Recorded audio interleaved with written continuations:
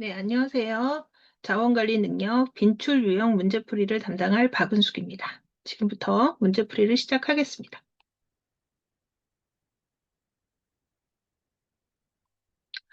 대표적 유형 문제로서 이제 시차 문제에 대해서 알아보도록 하겠습니다. 핵심 키워드는 네, 출발과 도착, 그 다음에 시차, 그 다음에 A는 B보다 몇 시간 빠르다. 보통 빠르다라고도 표시하고 느리다고도 표시를 합니다. 그 다음에 플러스 마이너스와 같은 표기에 대해서도 네, 잘 인지해 주셔야 합니다. 기준 시간대 설정은 반드시 한 기준을 통일해서 하는 것이 가장 문제풀이에 용이한 방법입니다. 문제를 한번 보도록 하겠습니다. 다음 조건에서 세 지역 모두 회의에 참석할 수 있는 서울 기준의 회의 시간을 2시간 이내로 조정할 경우에 최적의 시간은 언제냐라고 물었습니다. 그럼 세 곳은 어디냐? 한국의 서울에 본사를 두고 있다고 했고 미국의 뉴욕, 독일의 베를린. 이렇게 세 개 지역이 각각의 자기가 근무하는 시간과 그다음에 할 수 없는 시간들에 맞추어서 언제 시간 회의가 가능하니 이런 조건입니다. 자, 9월 1일 9시에 회의를 시작할 예정이다. 라고 얘기를 했고, 서울하고 뉴욕은 네, 뉴욕이 13시간 늦고 서울보다 베를린이 7시간 늦다라고 표기해주고 있습니다. 회의는 2시간 동안 진행될 예정이며 베를린 팀장에게 이슈가 있습니다. 그래서 오후 2시부터 7시만 회의가 가능하다는 걸 기억해 주셔야 합니다. 문제에서 조금 잘못된 부분이 있어서 정정하면서 문제를 풀도록 하겠습니다. 자, 그러면 이제 문제를 한번 풀어보도록 하겠습니다.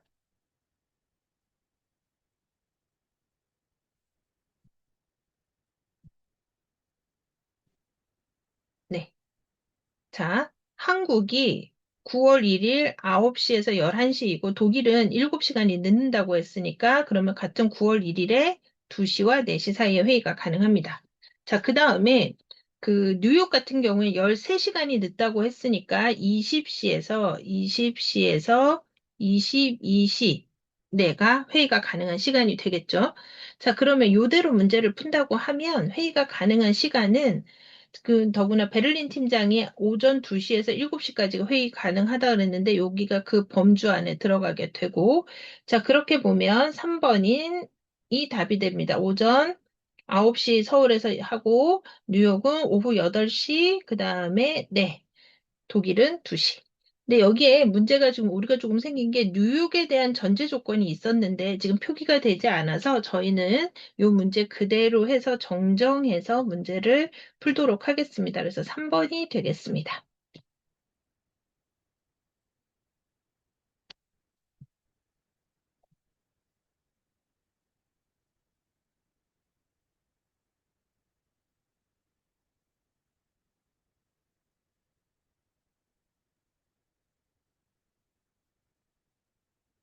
네. 3번 문제 풀어보도록 하겠습니다.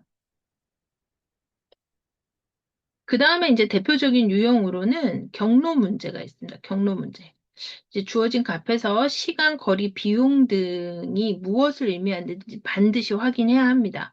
모든 지점을 거쳐야 한다고 할 때는 모든 지점을 거치는 경로를 통해서 시간과 거리와 비용을 계산할 수 있고 특정 지점만 거치라고 하면 그 지점을 거쳐서 거의 문제가 최소로 드는 시간이 언제냐 이런 문제들이 많이 나오겠죠.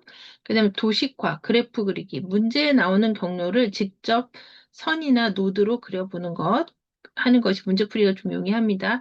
작은 값부터 누적하기, 현재까지 최소 거리 시간을 기록하면서 문제를 풀기. 보통은 이제 자원관리에서도 나오지만 최소의 시간과 그 시간을 절약하는 부분들에 대한 것, 그것이 예산을 줄일 수 있는 부분이기도 하고 이런 부분들에 대한 문제가 많이 나오게 됩니다. 자, 그러면 이번에 대표 유형을 한번 풀어보도록 하겠습니다. K씨는 본사 S에서 출발해서 최종 납품지 T를 이동해야 한다. 즉, 여기에서 납품지 T로 가야 한다. 이런 문제입니다. 운송 효율을 위해 중간 거점인 A, B, C, D를 모두 경유해야 한다. 그러니까 모두 한 번씩 경유하는 걸 기억하셔야 되고요. 그 다음에 구간과 거리는 아래 주어진 표와 같고 S에서 출발해서 A, B, C, D 모두를 거쳐서 T로 가는 최단 경로를 구하고 이동하는 데 소요되는 시간은 얼마니? 라고 물었죠. 자, 그래서 보면은 각 지점 포인트별 거리가 나와 있고요. 그 다음에 K씨의 속력은 네, 1분당 500m다라고 했으니까 여기 환산하는 문제가 나올 거다라고 기억해 주시면 되겠습니다. 자, 그러면 문제를 경우의 수가 나오게 되는데요. 경우의 수를 보게 되면은 자, S에서 A를 거쳐서 다시 B를 거쳐서 C를 거쳐서 D를 거쳐서 T로 가는 것. 그 다음에 S에서 B로 가서 B에서 A로 갔다가 C로 갔다가 D로 갔다가 T로 가는 거. B에서 C로 갔다가 A로 갔다가 그 다음에 D로 갔다가 T로 가는 거. 그 다음에 바로 S에서 C로 가고 A, B를 거쳐서 D로 가는 거, 그 다음에 D로 이런 유형이 나오게 되겠죠. 자, 그럼 이렇게 하나의 경우의 수를 하나씩 계산을 해봐야지만 이 문제를 풀 수 있는데요. 자, 풀어보겠습니다. 자, 경로 A, 그러니까 S에서 A로 가면 요 지점입니다. 그래서 A는 6의 거리상 킬로미터이고요. 그 다음에 A에서 B로 가게 되면 A와 B가 만나는 지점이 4km가 걸리고, 그 다음에 B에서 C로 가게 되면은 B에서 B와 C가 만나는 지점은 3. 네, 그 경우의 수에 나오게 되죠. 그 다음에 그 C에서 D로 가는 것은 5. 그 다음에 D에서 T로 가는 건 4. 이렇게 구해지게 됩니다. 그래서 이걸 합산하면 22. 이렇게 나오게 되죠. 자, 그 다음에 다른 경우의 수를 한번 보도록 하겠습니다.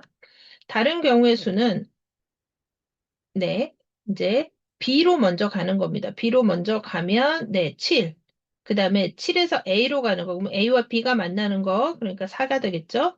자, 그 다음에 C로 가야 합니다. 그러면 A와 C가 만나는 지점인 6. 그 다음에 C와 D가 만나는 지점인 C와 D가 만나는 지점인 5.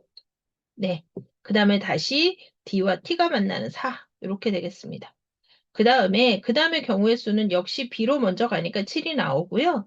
그 다음에 B에서 바로 C로 갑니다. 그래서 B와 C가 만나는 것. 네. 네, B와 C가 만나는 거죠. 그래서 B와 C가 만나는 3. 그 다음에 C와 A가 만나는 지점. 그래서 C와 A가 만나는 6. 네. 이렇게. 그 다음에 D, T는 같죠. 자, 그 다음에 마지막으로 C를 먼저 갈 수가 있습니다. C를 먼저 간다 그러면 C에서 경우의 수 5. 그 다음에 5km에서 그 다음에 C에서 A로 가니까 A와 C가 만나는 지점이 6. 그 다음에 A에서 B로 가는 겁니다. 그래서 A와 B가 만나는 지점이 여기 4로 표기가 되어야 되는데 7로 표기가 잘못되어 있고요. 그 다음에 나머지 D, T는 같습니다. 그래서 여기는 25. 그러면 최소로 나오는 부분에 대해서는 여러분이 보시듯이 여기 22가 해당되고요. 최단 경로는 22km인데 K씨의 속력은 1분당 500m를 간다고 했으니까 네, 계산해 주면 되겠죠? 500m 분에 22km, 1000을 곱해서 22,000m는 44분이 나오게 됩니다. 그래서 정답은 44분. 이렇게 되겠습니다.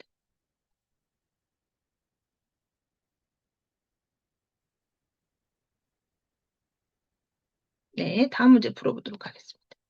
자, 그 다음에 나오는 것은 PERT 문제 접근법입니다.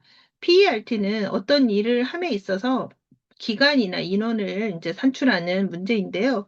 그 선행되는 일들을 먼저 처리를 하고 그 다음 단계로 가야 되는 걸 잘 기억해 주셔야 합니다. 그래서 기준에 맞춰서 기간에 오래 걸리는 것부터 시작할 것인지, 제한 인원에 맞춰서 진행할 것인지, 이런 문제들이 주로 나오게 됩니다. 자, 그래서 문제를 한번 풀어보겠습니다. 이사는 스마트 팩토리 설비를 구축하는 프로젝트를 진행 중이다. 아래 표의 활동 소요 기간과 선행 업무를 나타낸 표이다. 프로젝트 총 소요 기간은 얼마니? 라고 물었습니다. 자, 우선 문제를 풀어보겠습니다. 가장 중요한 것은 선행 업무가 없는 업무를 가장 먼저 시작해야 되겠죠. 그래서 A. 그래서 A를 진행하는 시간은, 네, 3일이 걸립니다. 3일. 그 다음에 그 다음 문제를 보면 B와 C가 A가 선행 업무로 되어 있습니다. 그러면 A 다음에 B와 C가 동시 작업이 가능하고요. B는 5일이 걸리고 C는 4일이 걸립니다. 자, 그 다음에 B가 선행 업무인 것들을 보겠습니다. 일단 D가 먼저 나옵니다. B가 선행이 된 다음에 D를 할 수가 있습니다. 그럼 B에서 D로 선행 업무를 하게 되어 있어서, 네, D 6일이 걸리게 되고요. 그 다음에 E의 업무는 B, C가 같이 끝나야 됩니다. 그러니까 지금 B와 C가 동시에 끝나는 시점에, 네, 3일이 걸려서 소요가 되고요. 그 다음에 F는 C가 종료되어야 F가 가능합니다. 그래서 C가 종료되고 F 7일이 걸리게 됩니다. 자, 그럼 여기까지 놓고 그 다음에 D와 E가 동시에 끝나야지만 G 업무가 가능하고요. 그 다음에 마지막에 있는 H 업무는 F와 G가 끝나야 이제 이 업무를 수행하게 됩니다. 문제는 총 소요 기간은 얼마나 걸리니? 라고 물었습니다. 자, 그러면 소요 기간을 한번, 소요 기간이니까 짧은 것이 아니라 동시 작업을 수행했을 때 그 다음 작업이 수행될 때 동시에 두 개의 선행 요건을 갖추된 긴 기간을 합쳐주면 되겠죠? 자, 그래서 3 더해주고, 그 다음에 여기선 5가 더해지겠죠? 그래서 5일. 그 다음에 가장 큰 것이, 네. 여기에서 보면 얘네 둘이 동시 작업이 일어나지만 G까지 일어나야 되기 때문에, 그러면 여기 두 개에선 6. 그러면 6에서, 그 다음에 G는 4일 걸리게 되겠죠? 그래서 어차피 여기는 6일이 초과되기 때문에, 그러면 10, 18일, 마지막에 5일, 23일 되겠습니다. 이런 문제는 이렇게 그림을 그려가면서 경로를 설정하시게 되면 빠르고요. 보통 이렇게 표로 그려가지고 이렇게 표로 그려서 하는 경우도 있습니다. 표로 그려서. 그래서 뭐 어떻게 하냐면 자, A가 선행 업무를 하는데 A에게 소요되는 거는 3일. 그 다음에 A가 B 업무를 하는데 소요되는 기간이 5일이니까 8일. 여기다 B. 그러면 동시 작업이 가능한 C는 여기 7일. 여기 C 이런 식으로 그림을 그려서 하기도 하는데 보통은 이렇게 화살표로 그려서 빠르게 문제 푸는 게 더 쉬울 수도 있습니다.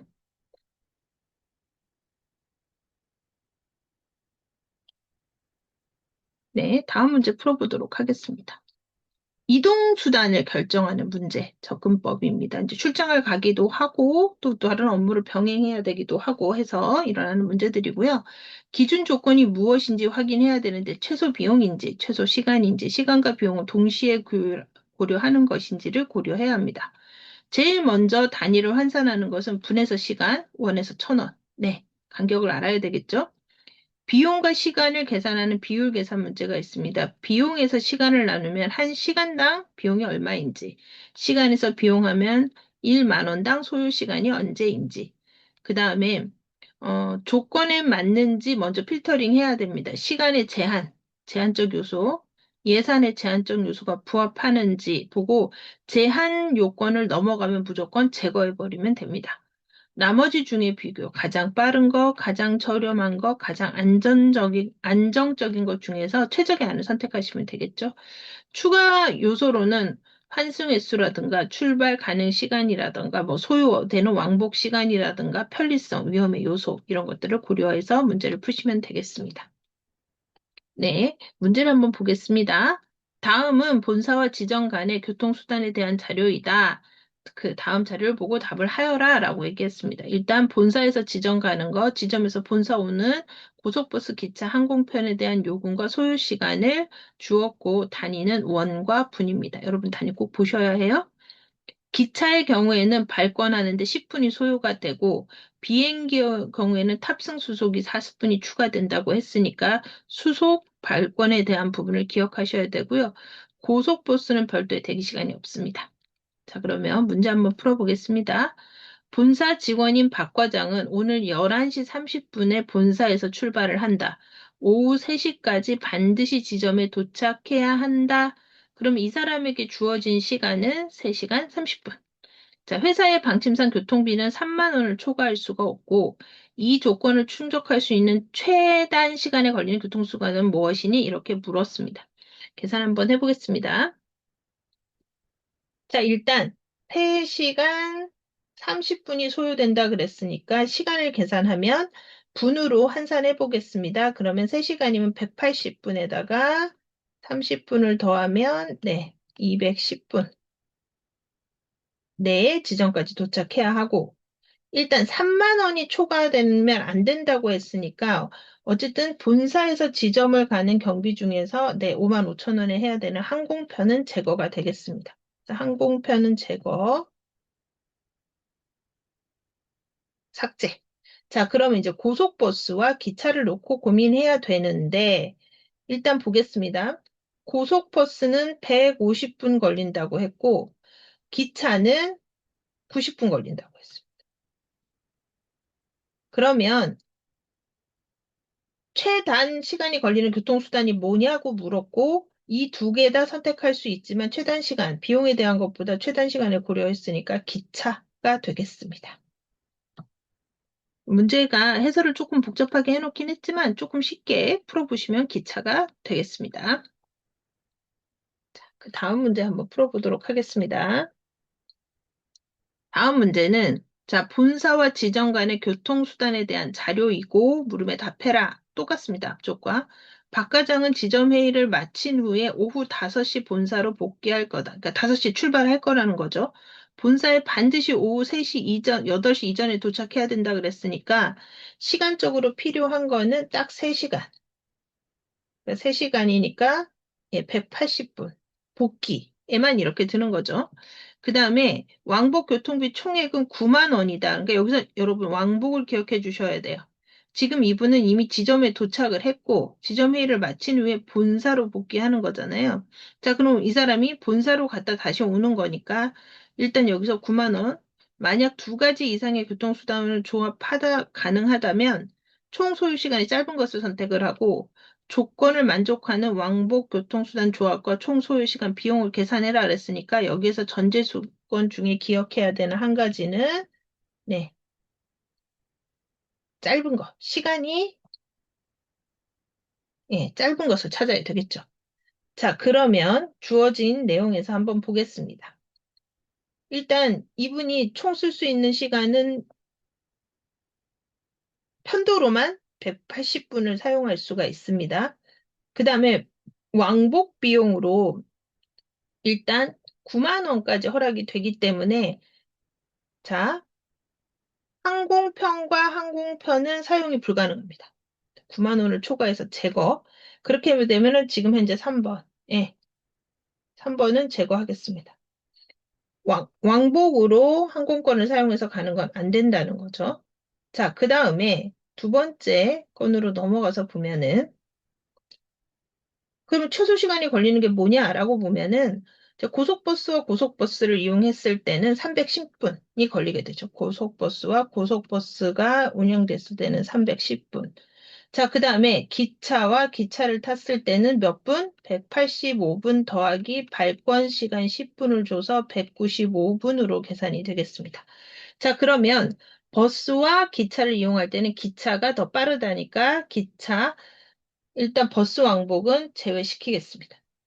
자, 그러면 이제 기차와 버스가 있는데 기차와 버스로 할 때는 총 소요 시간 자체가 버스가 오래 걸리기 때문에 네, 150분에 95분을 더해도 245분에 10분, 255분이 되고요. 그 다음에 반대로 여기 있는 버스와 위에 있는 걸 합쳤을 때 발권 시간 10분을 포함해서 100분과 160분을 하면 260분이 나오게 됩니다. 그러면 결과적으로 기차로 왔다 갔다 하는 네, 195분보다는 다 많기 때문에 시간이 가장 적게 드는 기차 왕복을 선택하게 됩니다. 이 문제는 그렇게 어려운 문제 아니라서 여러분들이 하나하나 차근차근 풀어보시면 될 것 같습니다. 포인트는 일단 제거할 거 빨리 제거하고 나머지 예시에서 풀어보시면 됩니다.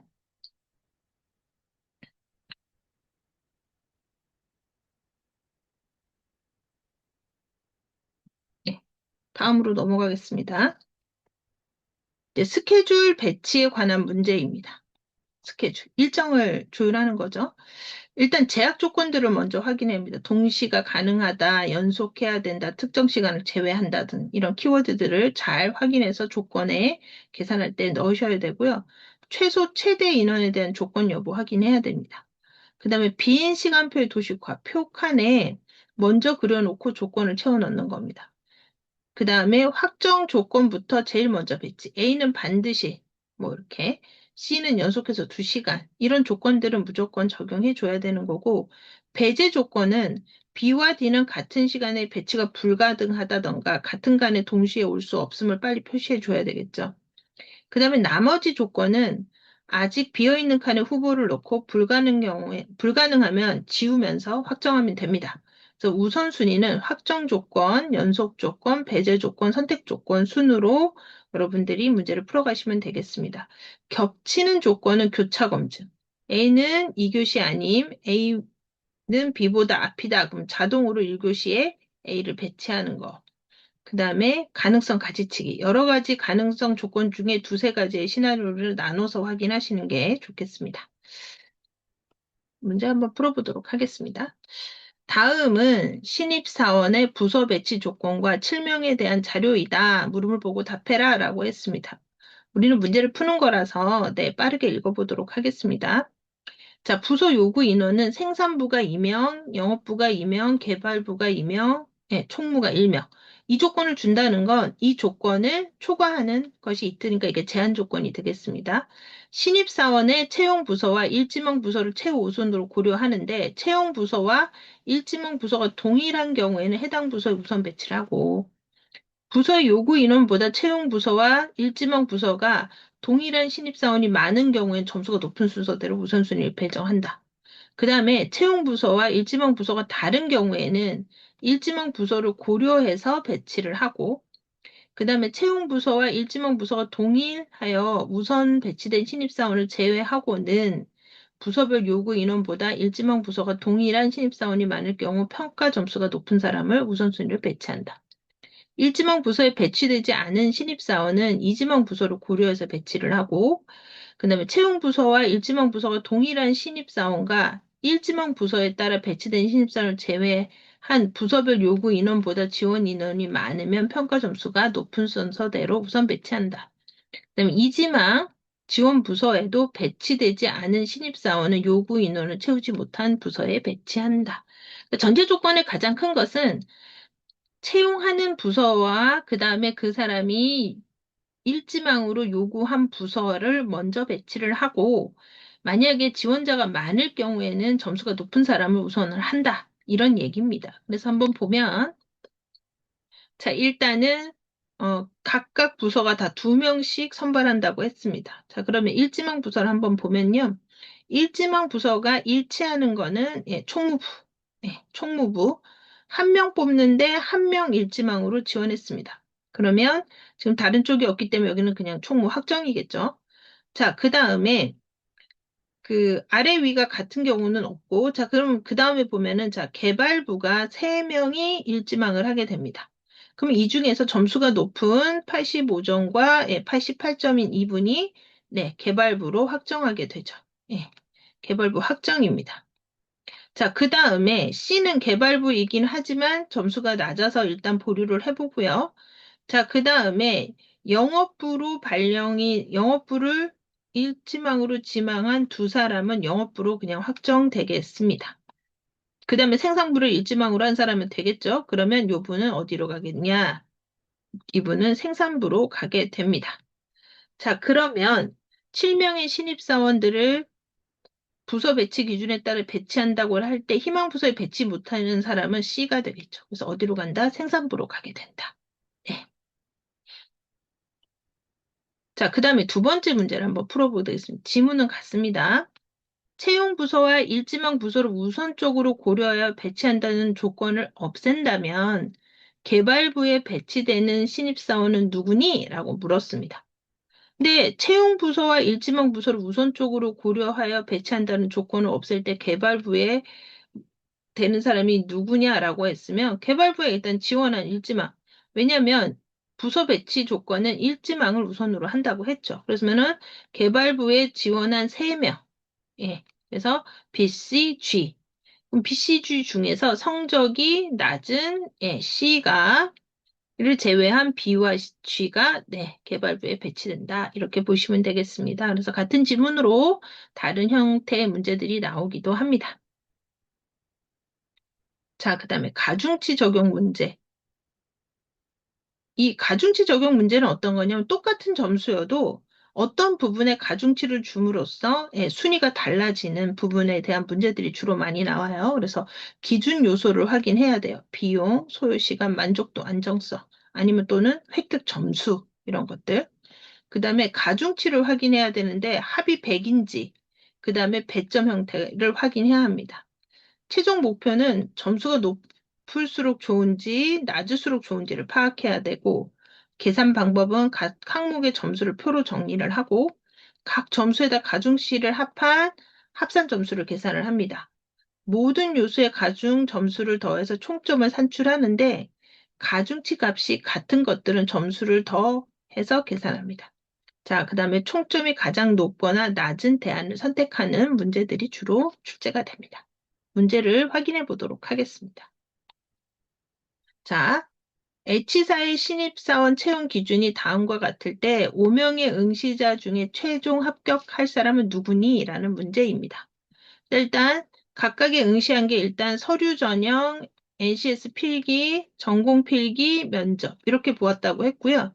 거기에서 서류 전형에는 가중치 10%, 그 다음에 NCS에는 30%, 그 다음에 2차 필기에는 20%, 그 다음에 면접에는 5% 가중치를 더 부과한다고 되어 있습니다. 그 아래에 보면 어느 항목에서도 60점 이하인 경우엔 탈락한다는데 여러분 60점 이하. 60점을 포함하는 거죠. 자, 그럼 우리가 일단 이 문제가 나오면 빠르게 올라가서 60적인 문제들을 지워버리면 일단 B와 C는 검토 대상이 아니다라는 거를 알 수 있습니다. 자, 그러면 이제 어느 사람이 점수를 많이 받냐라고 했을 때 계산을 한번 해보면요. 자, 여기 A는 서류 전형에 85점을 맞았는데 가중치 10%. 그러니까 서류 전형은 10%를 준다고 했고요. 그 다음에 NCS는 30%, 그 다음에 전공 필기는 20%, 면접은 5%를 적용해 준다고 했습니다. 자, 그러면 10%를 계산을 하면 8.5점, 그 다음에 94에 30%는 28.2, 그 다음에 20%는 17, 그 다음에 네, 92점에 5%는 4.6, 그래서 58.3 이렇게 나오게 됩니다. 자, B와 C는 검토할 필요가 없고요. 자, 그럼 D로 가서 D는 자, 10%, 30%, 20%, 5% 하면 59.05. 그 다음에 역시 89에 10% 8.9, 그 다음에 97에 30%인 29.1, 그 다음에 20%인 17.6, 그 다음에 5%인 4.8 하면 60.4 이렇게 되겠습니다. 자, 그렇게 되면 가장 점수가 높은 사람이 합격하게 되겠죠? 그래서 그 합격하는 사람은 바로 응시자 2가 되겠습니다. 지금 기본 점수에서 가중치가 높은 사람을 찾는 거니까 최종 합격자를 고르라고 했으니까 여기에서 이제 중요한 게 하나 더 있죠. 가중치 점수라는 것은 그 사람이 획득한 점수를 가중치로 환산하는 것을 얘기합니다. 그래서 여기 앞에 있는 점수에다가 가중치를 적용한 합산 점수가 최종 합격 점수가 되는 거죠. 그래서 가중치를 보면 10%, 30%, 20%, 5%라고 했으니까 그것을 각각 적용해줘서 나온 가중 점수를 합산해서 가장 높으신 분이 합격하게 되는 거죠. 네, 그래서 이가 합격하게 됩니다.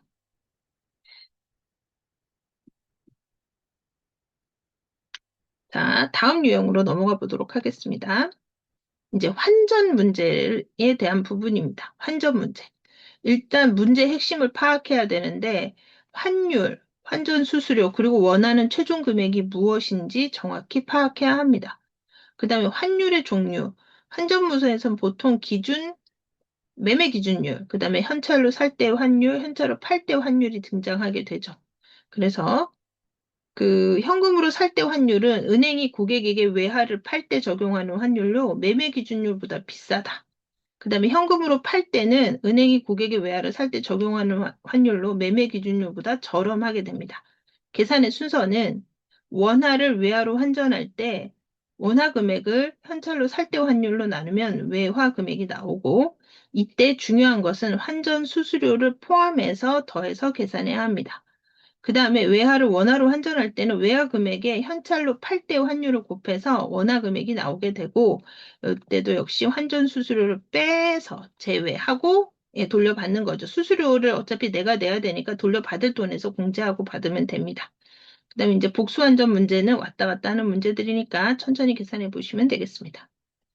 자, 환전 문제 한번 풀어보도록 하겠습니다. 다음은 A사의 김재성 과장이 해외 출장 시 작성한 환전 내역서고 은행의 확률 정보다. 최종적으로 출장 후에 돌려받는 원화는 얼마니? 라고 물었습니다. 그러면 결과적으로 원화가 얼마니? 라고 하면 은행에서 전신한 매입률을 적용하라 이런 얘기고 내가 부담해야 될 환전 수수료는 1.5%라는 거죠. 그래서 잔액을 보면 50불 남았다고 했습니다. 50불. 자, 그러면 계산하는 방법은, 자, 50불. 자, 50불에다가 사실은 그 매매 기준율을 전화해 주니까 1,300원인데 1,300원 중에서 내가 빼줘야 되는 수수료가 있다 그랬죠? 1.5%. 그래서 0.015를 해서 계산하면 되겠죠? 그래서 수수료를 공제한 1,300에서 수수료를 공제한 내가 돌려받는 금액을 계산하면, 네, 이렇게 64,025원이 나오겠습니다. 기억해 주셔야 되는 것은, 자, 내가 원화로 돌려받는 거니까 내가 파는 거고, 은행에서 사는 겁니다. 근데 우리가 전신은 매입률, 은행 입장에서 생각해 줘야 되니까 환전수수료를 빼주는 것과 이 부분을 기억해 주시면 되겠습니다.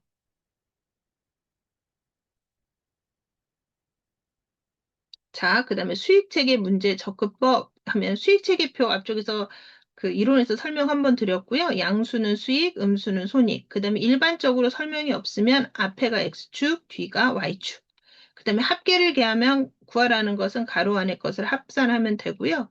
차이를 구하라고 할 때는 앞에 것, X에서 Y를 빼주면 됩니다. 근데 이때 수익의 차이는 양수, 음수에서 이 부호를 인식하지 않고 숫자로만 차이를 계산하시면 됩니다. 어차피 음수에서 플러스까지 가는 거리를 얘기하는 거니까요. 자, 그 다음에 변동이 있을 때는 증감을 괄호 안에 있는 것을 잘 반영해 주어야 된다. 요걸 잘 기억해 주시면 되겠습니다. 자, 그러면 문제를 풀어보도록 하겠습니다. 다음은 K기업의 A제품, B제품에 대한 매체 홍보에 따른 매출 예상액의 자료다라고 얘기했습니다. 그래서 이렇게 쫙 나와 있고 단위는 억 원. 꼭 확인하셔야 합니다. 자, 그러면 여기에서 문제는 A와 B 제품이 매출 합계가 가장 큰 홍보는 뭐냐라고 얘기했잖아요. 그래서 A 제품은 세로로 있고요. B 제품은 가로로 간다는 걸 일단 확인하시고, 자, 그래서 두 매체의 합을 먼저 구해야 되겠죠. 예. 왜냐하면 예상 매출액을 계산하라 그랬으니까 합을 구하면 이렇게 주어지게 됩니다. 그러면 매출액의 합이 가장 큰 게 어디니? 라고 물었습니다. 그래서 방송 매체와 A가 방송 매체일 때 B가 온라인 디지털이면 13이고 지금 우리가 가장 높게 나온 건 14니까 인쇄와 인쇄 매체. 이렇게 해서 그냥 답을 찾으시면 되겠습니다. 자, 그 다음에 AB 제품에 대한 요 자료는 그대로 동일하고요.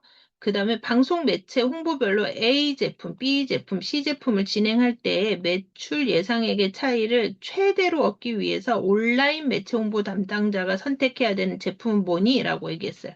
온라인 매체 담당자가 선택하는 건 뭐니? 라고 얘기했어요. 자, 그러면 예상 매출액의 차이를 계산하라 그랬으니까, 예, 여기 가로 안에 있는 방송에서 온라인 제품들을 빼주면 되겠죠. 그래서 A에서 D를 빼. 그래서 각각을 다 빼주면 차이가 2, 5, 5, 4, 마이너스 4, 마이너스 3, 1, 3 이렇게 나와서 마이너스가 있지만 이 마이너스는 인식하지 않습니다. 왜냐하면 이게 간격이기 때문에. 자, 그러면 온라인 매체를 할 때 제품으로 적절하지 않은 것은 이라고 얘기했습니다. 그러면 보도록 하겠습니다.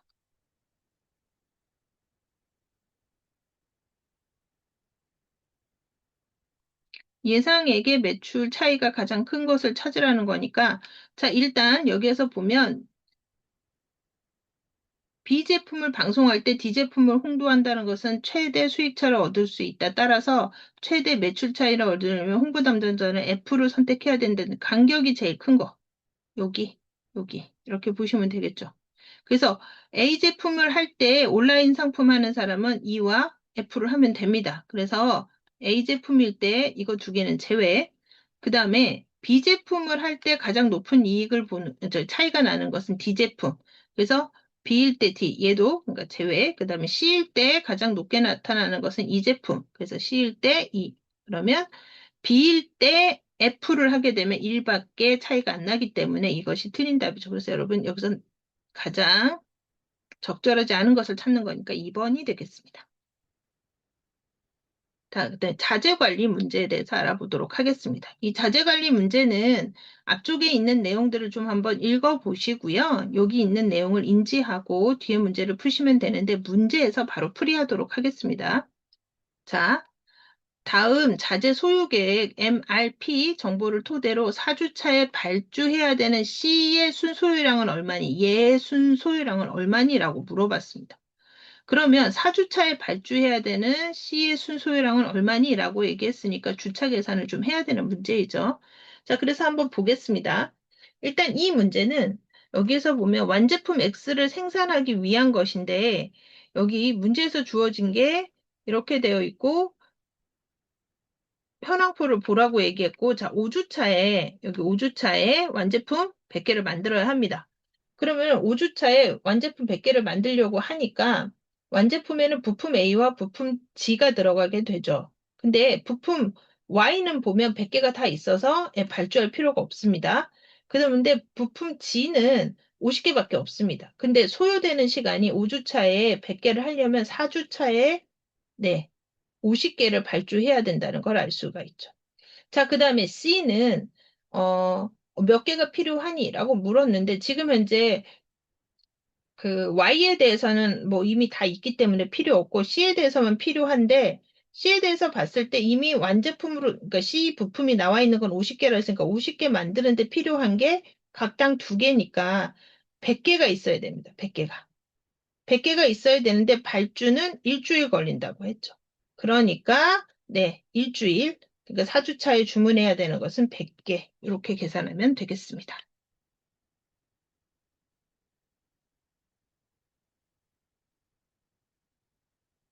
네, 다음 문제 풀어보도록 하겠습니다. 자, 재고관리 문제 역시도 여기 있는 내용을 한번 읽어보시고 실제로 문제를 풀면서 제가 팁을 드리도록 하겠습니다. 다음 제시된 정보를 바탕으로 A사가 자재 X 재고 관리를 위해서 1년간 총 지급해야 되는 재고 비용은 얼마니? 그래서 재고 비용은 연간 발주, 주문 비용과 연간 재고를 유지하는 관리 비용 이렇게 두 개를 합하면 됩니다. 그래서 A사는 연간 12,000개의 자재 X가 사용이 되고 그다음에 최소화해야 되는데 A사는 연간 재고 비용의 최소화하는 일회 주문량이 1,000개래요. 그러면 1회 주문하는데 1,000개면 연간 12,000개가 필요하다 그랬으니까 1,000개를 나누면 12회를 계산하게 되겠죠.